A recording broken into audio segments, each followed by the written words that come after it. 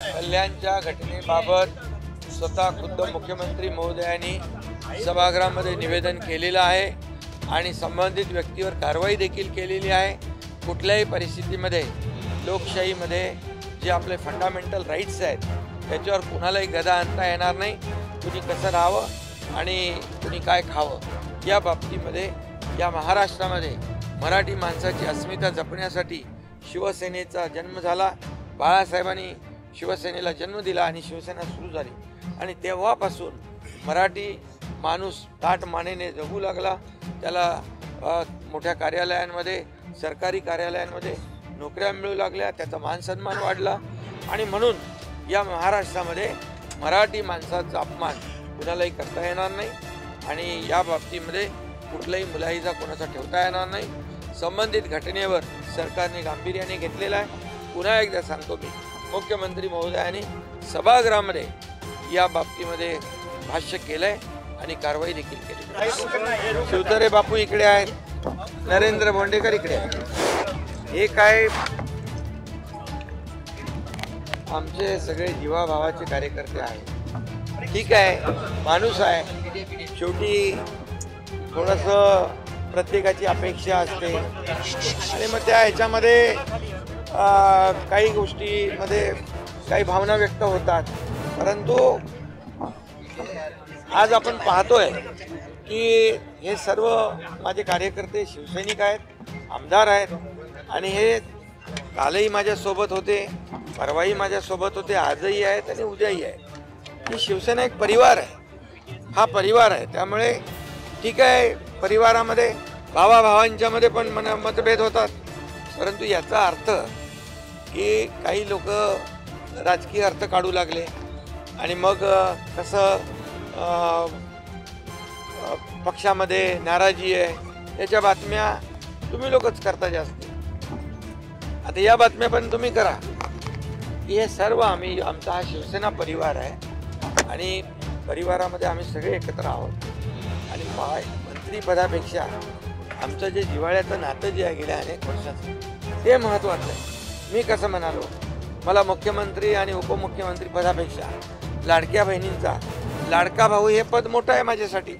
आज महाराष्ट्रामध्ये आज आम्ही ती भावना निर्माण करू शकलो, ते नातं निर्माण करू शकलो आमच्या बहिणींच्या बरोबर, लाडक्या बहिणींच्या बरोबर। त्यामुळे पदं येतात जातात, पदं मिळतात।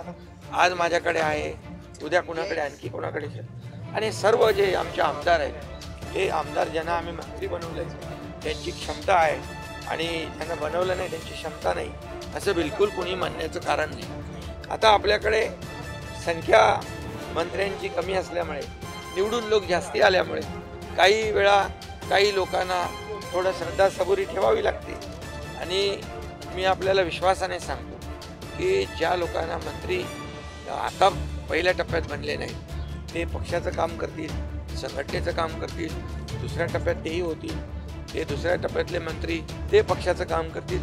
हे सगळं एक रुटीन, एक आपलं जी पद्धत आहे कामाची आणि शेवटी प्रत्येकाला शिवसेना, बाळासाहेबांचे विचार, आनंदीगे साहेबांची शिकवण ही सगळ्यात महत्त्वाची आणि प्रेमाची। त्यामुळे या सर्व गेल्या 2.5 वर्षामध्ये किंबहुना त्याही पूर्वी गेले 5-10 वर्षापासून ही सर्व जे आमदार आहेत, कार्यकर्ते आहेत, एकनाथ शिंदे बरोबर फक्त पद आणि पदाचा संबंध नाही तर एक जीवाभावाचं नातं निर्माण झालेलं आहे। एक दुसऱ्याच्या सुखदुःखामध्ये आम्ही धावून जाणारे लोक आहोत। त्यामुळे एक परिवार आहे, हे कुटुंब आहे, त्यामुळे ते कधी विभक्त होऊ शकतं काही नाही। ते मला भेटले आज, बोले आता झालं त्यांचं 1-2 दिवस थोडंसं माणसाच्या मनामध्ये नाराजी असते, ती भावना असते, प्रत्येकाला भावना व्यक्त करता भावना, पण मग ते शेवटी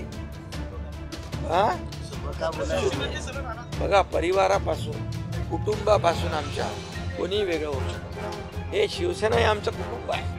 तुम्हाला मी सांगतो, विजय शिवतरे यांनी तर मला हे सांगितलं होतं, एकनाथ शिंदे यांचा मी विश्वासू सहकारी, हे पद माझ्यासाठी सर्वात प्रकाश इथं बसलाय, त्यांनी मला येऊन सांगितलं ठीक आहे।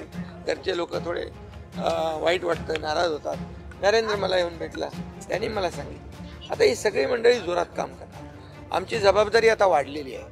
आज एवढ्या मोठ्या प्रमाणावर लोकांचं मेंटेन मिळालेलं आहे। आता जबाबदारी आमची वाढली आहे, कारण आम्ही या आमच्या लाडक्या बहिणी, लाडके भाऊ, लाडके शेतकरी, लाडके ज्येष्ठ सर्व घटकांनी जे भरभरून मतांचा वर्षाव जो केला महायुतीवर, आणि मी म्हणायचो नाही की महायुतीला 2.5 वर्षामध्ये केलेल्या कामाची पोचपावती जनता दिल्याशिवाय राहणार नाही, आणि ते लोकांनी करून दाखवलं।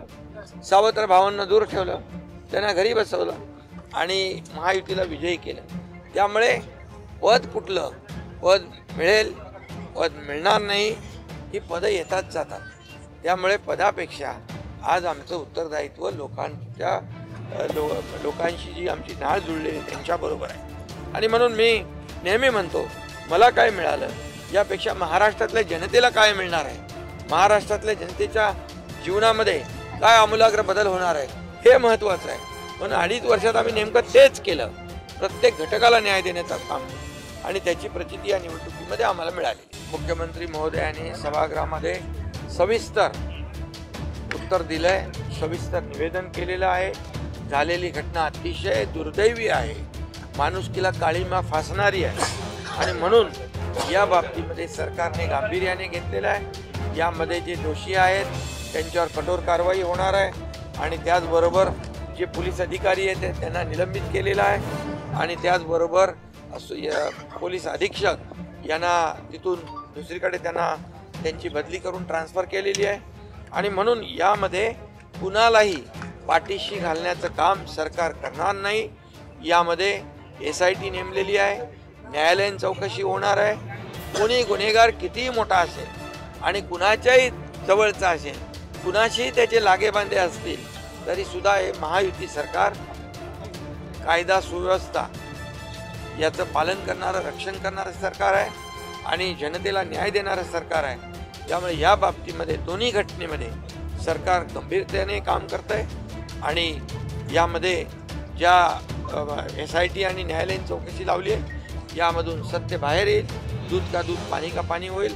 कुणालाही यामध्ये पाठीशी घातलं जाणार नाही, कारण झालेल्या घटना अतिशय दुर्दैवी आहेत। ज्यांचा जीव गेला आहे त्यांचा देखील परिवार, त्यांचं कुटुंब, त्यांचे आईवडील, त्यांची मुलं बाळं याचा देखील सरकार गांभीर्याने विचार करणार, आणि हे दोन्ही परिवार आमच्या कुटुंबासारखे आहेत, आणि त्यामुळे कुठल्याही परिस्थितीमध्ये या बाबतीमध्ये कुणालाही एक्सक्यूज होणार नाही, कुणालाही पाठीशी घालणार नाही। आणि म्हणून मुख्यमंत्री महोदयांनी या बाबतीमध्ये सविस्तर निवेदन, त्यांचेही कार्यकर्ते गेले असतील, परंतु आमचे स्थानिक शिवसेनेचे पदाधिकारी अशा प्रकारच्या घटनेकडे गांभीर्याने पाहतात, आणि अशा तात्काळ त्या ठिकाणी पोहोचतात। स्थानिक लोक, शिवसैनिक त्या ठिकाणी पोहोचले, त्याची घटनेची गंभीर दखल आमच्या स्थानिक पातळीवरच्या लोकांनी देखील घेतली। मराठी भाषेला अभिजात दर्जा कुणाच्या काळात झालं, आमच्या महायुतीच्या काळात झालं, आणि आदरणीय प्रधानमंत्री महोदयांच्या काळात झालं। त्यांनी मराठी भाषेला अभिजात भाषेचा दर्जा किती वर्षापासून मागणी होती, केलं का कोणी? आणि म्हणून मी प्रधानमंत्री महोदयांना धन्यवाद देतो की त्यांनी या महाराष्ट्राची एक अस्मिता जपण्याचा प्रयत्न केलेला आहे। त्यावर लोकशाहीमध्ये हल्ला करावा असे कुणालाही मुभा नाही, आणि या बाबतीमध्ये देखील सरकार गांभीर्याने घेईल। दोषी जे असतील त्यांच्यावर कारवाई होईल।